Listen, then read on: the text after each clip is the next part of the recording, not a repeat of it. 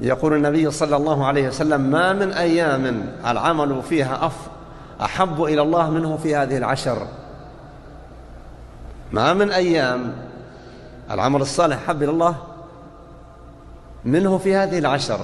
فقال سائل: ولا الجهاد في سبيل الله؟ والجهاد في سبيل الله هو أفضل الأعمال التطوعية. فقال صلى الله عليه وسلم: ولا الجهاد في سبيل الله إلا رجل خرج بنفسه وماله فلن يرجع من ذلك بشيء. يعني قاتل وقتل، ومن كان دون ذلك فالعمل في هذه الأيام أفضل. لكن ما هو العمل؟ أن يحرص الإنسان على المحافظة على واجبات الشرع دين، وأن يتقرب إلى الله جل وعلا بنوافل العبادات، وأن يكف أذاه عن الآخرين، وأن يعتني بالاستعداد ليوم اللقاء ويوم الرحيل. فالله يقول: يا أيها الذين آمنوا اتقوا الله ولتنظر نفس ما قدمت لغد. كأن الرحلة ليس بيننا وبينها إلا هذه الليلة، ينبغي يستعد ويحرص الإنسان في هذه الأيام من الإكثار من ذكر الله، وليتذكر من سبقوه بالرحيل، وليعلم أنه هو على الأول، يترحم على معارفه وقرابته وأحبابه ومن فقدهم الإسلام من هذه الأمة من علمائها ورجالها، ويدعو للأحياء بالصلاح والاستقامة وتعظيم الشريعة.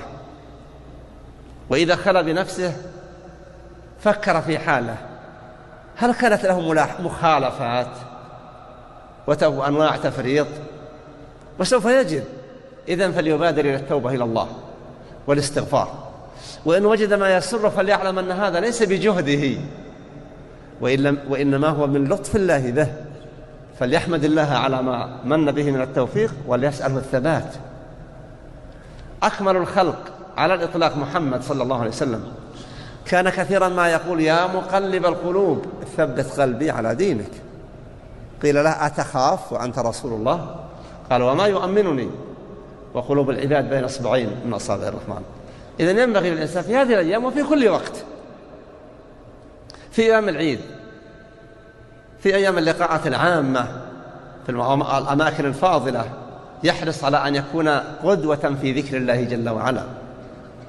فأسأل الله أن يوفقنا جميعا لصالح العمل، وأن يحفظنا ويصدنا عن كل عمل سيء، وأن يهيئ لنا ولبلادنا من أمرنا رشدا، أن يعز الإسلام والمسلمين، وأن يذل الكفر والكافرين، وأن يحمي بلادنا عن طمع الطامعين وكيد الكائدين ومكر الماكرين، وأن يوفق ولاة أمرنا لكل ما من شأنه رفع شأنها وإعلاء كلمته جل وعلا فيها، وما يحقق لها العزة في ظل الشريعة والعقيدة، كما نسأله جل وعلا أن يرينا في العاجل ما يسر له كل مؤمن ويشقى به ويحزن كل كافر ومنافق، وأن يحفظ حدود بلادنا من جميع جهاتها من جميع الشرور والآثم والأنذال، إنه مجيب الدعاء. وصلى الله على نبينا محمد وآله وصحبه وسلم تسليما كثيرا.